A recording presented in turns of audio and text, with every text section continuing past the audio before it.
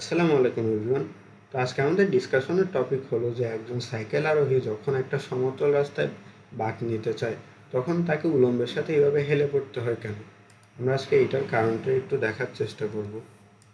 তো যদি আমরা বুঝতে চাই যে তাকে কেন হেলে পড়তে হয়, তাহলে আগে সে যদি হেলে না পড়ে তাহলে কী ঘটনা ঘটে সেটা একটু দেখার দরকার। তো ধরলাম এটা আমাদের সাইকেল আরোহী, সে এরকম সরি সে হচ্ছে এরকম একটা বৃত্তাকার পথে সে ঘুরতে চায়। তাহলে তার উপর কী কী বল কাজ করতেছে আমরা সেটা একটু দেখি। আহ, তো তার এইটা হচ্ছে তার ভর কেন্দ্র, আর এটা হচ্ছে মাটির সাথে তার কন্ট্যাক্ট পয়েন্ট। হ্যাঁ, তাহলে তার ভর কেন্দ্র দিয়ে নিচের দিকে অবশ্যই তার ওজন কাজ করতেছে। তার আসলে ভর কেন্দ্র আর ভার কেন্দ্র দুইটা প্রায় সেম, তাইলে আমরা দুইটাকে এখানে সেমই ধরে নিচ্ছি। তো নিচের দিকে তার ওজন কাজ করতেছে। এটা হচ্ছে মাটির সাথে তার কন্ট্যাক্ট পয়েন্ট। তো এই কন্ট্যাক্ট পয়েন্টে আসলে উলম্ব প্রতিক্রিয়া বলটা কাজ করবে এদিকে। তো এদিকে হচ্ছে মাটির নর্মাল ফোর্স অর্থাৎ উলম্ব প্রতিক্রিয়াটা কাজ করতেছে। এখন সে যেহেতু বৃত্তাকার পথে ঘুরতে চায় তাহলে তার নিশ্চয়ই একটা কেন্দ্রমুখী বলের দরকার। এখানে কেন্দ্রমুখী বলটা আসলে মাটির স্ট্যাটিক ফ্রিকশন ফোর্সটা দিবে এদিকে। হ্যাঁ, ভালো কথা দিচ্ছে। এখন এখানে আসলে সমস্যাটা কোন জায়গায়? তো সমস্যাটা যদি আমরা দেখি, এই চিত্রের একটা সিম্পলিফাইড ভার্সন এখানে দেখি। এটা হচ্ছে তার কন্ট্যাক্ট পয়েন্ট, আর এটা হচ্ছে তার ভর কেন্দ্র। হ্যাঁ, এখন এই ভর কেন্দ্রের অ্যাক্সিস বরাবর যদি আমরা দেখি, তাইলে তার ওজনটা তো এই ভর কেন্দ্র বরাবর নিচের দিকে কাজ করতেছে। তাহলে এই অ্যাক্সিসের সাথে এই ফোর্সের কোনো দূরত্ব নেই। মাটির নর্মাল ফোর্সটা উপরের দিকে কাজ করতেছে, এটাও এই ভর কেন্দ্র দিয়ে যাচ্ছে। তাহলে এই অ্যাক্সিস থেকে তার মাটির উলম্ব ফোর্সটারও কোনো দূরত্ব নেই। কিন্তু এই যে ফ্রিকশন ফোর্স আছে, হ্যাঁ, এই তার ভর কেন্দ্র থেকে এই ফোর্সটার একটা দূরত্ব আছে। হ্যাঁ, এই দূরত্বটার কারণে সে এইদিকে একটা টর্ক অনুভব করবে। হ্যাঁ, এই টর্কের কারণে আসলে যদি সে ঘুরতে যায় তাহলে সে এই সাইডে পড়ে যাবে। তা এখন এই ঘূর্ণনটা রোধ করার জন্য আসলে আমাদের এদিকে একটু হেলে পড়তে হয়। তো হেলে পড়লে কি ঘটনা ঘটে সেটা একটু আমরা দেখার চেষ্টা করি। তো সে যদি হেলে পড়ে, সে হচ্ছে এইভাবে হেলে পড়ছে, হ্যাঁ, তাইলে তার কন্ট্যাক্ট পয়েন্ট এখন এখানেই আছে, কিন্তু তার ভর কেন্দ্রটা এদিকে চলে গেছে। তো আমরা যদি এই চিত্রে একটা সিম্পলিফাইড ভার্সন দেখতে চাই, আমাদের ক্যালকুলেশনের জন্য সুবিধা হবে। তো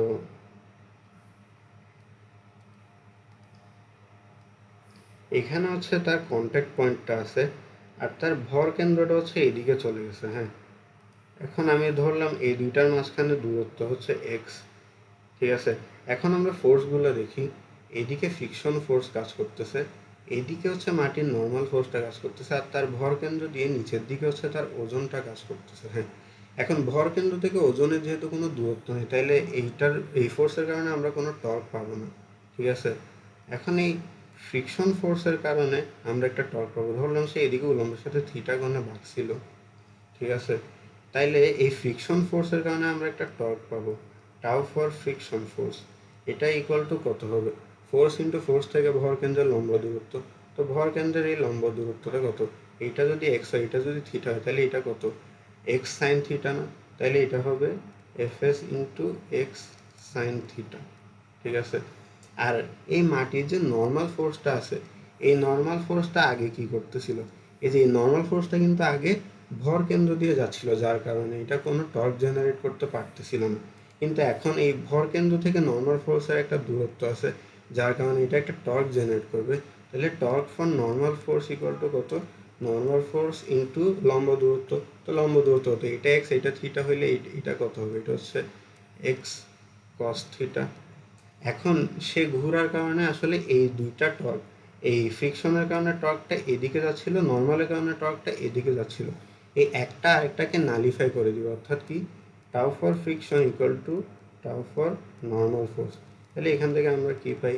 F S x sine theta equal to normal force x cos theta. তাহলে এখান থেকে পক্ষান্তর করে কি আসে? Tan theta equal to friction force divided by normal force. ঠিক আছে, তা এখন ঘটনায় কি ঘটলো? আগে এসে একটা টর্কের কারণে এই সাইডে পড়ে যাচ্ছিল, সে এদিকে হেলে যাওয়ার কারণে সেই টর্কটাকে সে নালিফাই করে দিল, যার কারণে সে স্টেবলভাবে এখন ঘুরতে পারবে। তো আমরা এখানে কেন্দ্রমুখী বলের হিসাবটা করলে আমাদের পূর্ণাঙ্গ সূত্রটা পেয়ে যাব। তো এখানে সিনারিওটা কি ছিল আরেকবার একটু আঁকি। তো এখানে হচ্ছে আমাদের নিচের দিকে এমজি তো আছেই, উপরের দিকে নর্মাল ফোর্স ছিল, আর এদিকে হচ্ছে আমাদের ফ্রিকশন ফোর্স ছিল। এই নর্মাল ফোর্স আর ফ্রিকশন ফোর্স দুইটাই কি মাটি দিচ্ছে না, তাইলে মাটির লব্ধি প্রতিক্রিয়া বল হচ্ছে এদিকে আর কাজ করবে, এটা হচ্ছে উলম্বের সাথে থিটা কোণে আছে। তাইলে আমরা কি লিখতে পারি, আর cos theta equal to normal force, আর এই নর্মাল ফোর্সটাই কি এমজিকে ব্যালেন্স করতেছে, তাহলে এমজি, এটা আমাদের 1 নম্বর সমীকরণ পেয়ে গেলাম। আর কেন্দ্রমুখী বলের ক্ষেত্রে এই আর সাইন থিটা হবে না, এই আর এর এই দিকের উপাংশ, এটা ইকুয়াল টু কত, ফ্রিকশন ফোর্স ইকুয়াল টু, এটা কি কেন্দ্রমুখী বলে যোগান দিবে, তাহলে এমভি স্কোয়ার বাই আর, আমাদের দ্বিতীয় সমীকরণ হয়ে গেল। 2 নম্বর সমীকরণকে যদি আমরা 1 নম্বর সমীকরণ দ্বারা ভাগ করি, তাহলে আমরা কি পাই, v square by R G equal to এই sine theta by cos theta হবে ট্যান থেটা ইকুয়াল টু কী হবে, friction force divided by normal force. তো এইটা হচ্ছে আমাদের আসলে পূর্ণাঙ্গ সূত্র। হ্যাঁ, এটা হচ্ছে আমাদের পূর্ণাঙ্গ সূত্র। এখন এই ফ্রিকশন ফোর্স যদি আমরা ম্যাক্সিমাম নিই, সেই ক্ষেত্রে আমরা ভি ম্যাক্সটা পেয়ে যাব। তো এইটাও একটু দেখাই দিই। তো আমরা যদি ভি ম্যাক্স স্কোয়ার বাই আর জি দিই equal to tan theta max equal to friction ফোর্সের সর্বোচ্চ মান কত, মিউ ইন্টু নর্মাল ফোর্স না, ডিভাইড বাই নর্মাল, তাহলে নর্মাল ফোর্স কাটা, তাহলে আমাদের সর্বোচ্চ বেগের ক্ষেত্রে, অর্থাৎ সর্বোচ্চ আমরা এই বেগে হচ্ছে এই রাস্তাতে ঘুরতে পারবো আর কি, V max square by R G equal to tan theta equal to friction constant. তো এটা হচ্ছে আমাদের আসলে এই সমতল রাস্তায় সাইকেলিস্টের বাঁকার ক্ষেত্রে পূর্ণাঙ্গ সূত্রটা। তো আমি যদি একটু সামারি টেনে দিই যে এখানে আসলে আমাদের উদ্দেশ্য কি ছিল, যে সে কেন ঘুরতেছে এদিকে সেটা জানা। তো ঘোরার মেন কারণ কি, ফ্রিকশন ফোর্সের কারণে এই সাইডে একটা টর্ক জেনারেট হচ্ছিল। হ্যাঁ, এই টর্কের কারণে সে এদিকে পড়ে যাচ্ছিল। এই পড়ে যাওয়াটাকে রোধ করার জন্য অপোজিটে একটা টর্ক দরকার হবে, ওই টর্কটা এখানে কে দিতে পারে, এই মাটির নর্মাল ফোর্সটা অর্থাৎ উলম্ব প্রতিক্রিয়া বলটা দিতে পারে। যার কারণে আমরা এইভাবে করে হেলে গেলে তাহলে এই নর্মাল ফোর্সটা এই সাইডে একটা টর্ক দিতে পারে, যার কারণে এদিকের টর্কটা নালিফাই হয় আর আমরা সেফলি একটা বৃত্তাকার পথে টার্ন নিতে পারি। তো আশা করি বুঝাইতে পারছি বিষয়টা। দেখার জন্য ধন্যবাদ।